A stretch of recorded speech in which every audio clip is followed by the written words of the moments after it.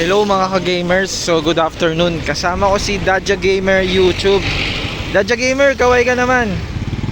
So pumunta kami sa may Happy Go Mall. So walking distance lang siya mula sa bahay namin.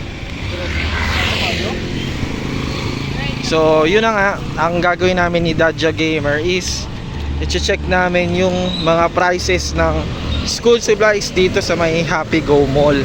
Kasi may bibilin nga si Dadja Gamer ng mga notebooks, may mga index card, mga pencil, mga ballpen in preparation niya sa school niya, upcoming school niya. Actually pumasok na si Dadja Gamer last Wala pang ban. kailan ka pumasok? Thursday pumasok ka, di ba? Last Thursday pumasok na siya. So, samahan nyo kami mga ka-gamers na tingnan yung prices ng mga school supplies dito sa Happy Go Mall, dito sa may barangay Bignay, Valenzuela. So actually yan siya, may Jollibee.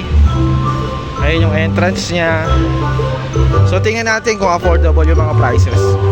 Samahan nyo kami ha. Thank you. Tara.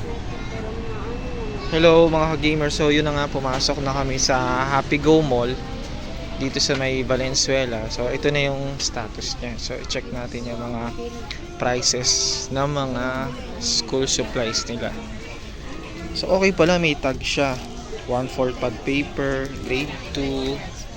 Nakalagay siya yung mga ano nila, papel nila. So writing pad niya, ang writing pad niya for grades 2 students is 16 pesos per pad. Yun. Writing 1 na tinatawag na pulp paper, meron silang 19 pesos din. Dami pala. So, halika siya, tingin pa tayo dun. Wala ka, Dadja Gamer. Excuse me po. Dito tayo, Dadja Gamer. So, tingin po tayo ng mga notebooks. Yung mga notebooks nila na spiral Neo notebooks is meron sila dito na ilang leaves to. Walang nakalagay, 24 pesos to.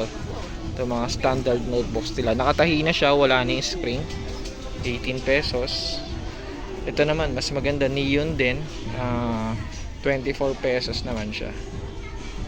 Ayan. Meron din silang matte notebook. Action matte notebook. So, 15 pesos siya. Ayan. Meron ding iba pa, halo-halo. Yung may mga spring naman na notebook nila na gawa sa Centurion Marilao, Bulacan. 15 pesos siya.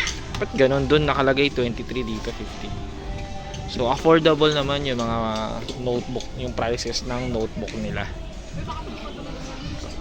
Sige, Dadja Gamer, diretso pa tayo. Yung hawak mo, nasa na? Sige, diretso tayo. Halo-halo na siya dito sa Happy Go Mall. Yung mga notebooks, mga writing pads, at kompleto, may mga ball pens, may crayons. Excuse me po. Ayan. Meron din siyang agenda book, yung mga maliliit. Ito may kamahalan to, pero hindi to sa amin na to, as professionals. Reminder notebook. Ito yung mga index card. Kompleto rin. 17 pesos, 58 pesos. Bond papers. Magkano ba yung bond papers ngayon? Yung wrapping paper, 20 sheets na 8x11 is ano siya, 39 pesos. Bond paper na 100 sheets, 55 pesos. Mga ganun. Dadja Gamer, may shoutout ka ba? Nakalimutan mo. Ako, i-shoutout ko na lang yung yung masipag na gwardiya sa Bonpac Corporation, si Kasuple, kasi hindi ko siya na shoutout nakaraan. So, mabuhay ka, brother. Tuloy mo lang yung sipag mo.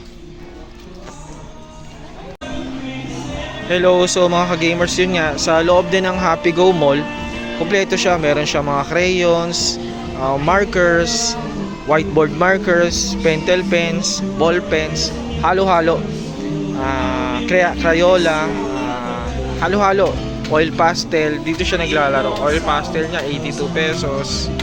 Ayan. Crayons niya, meron siya 25 pesos. Yun.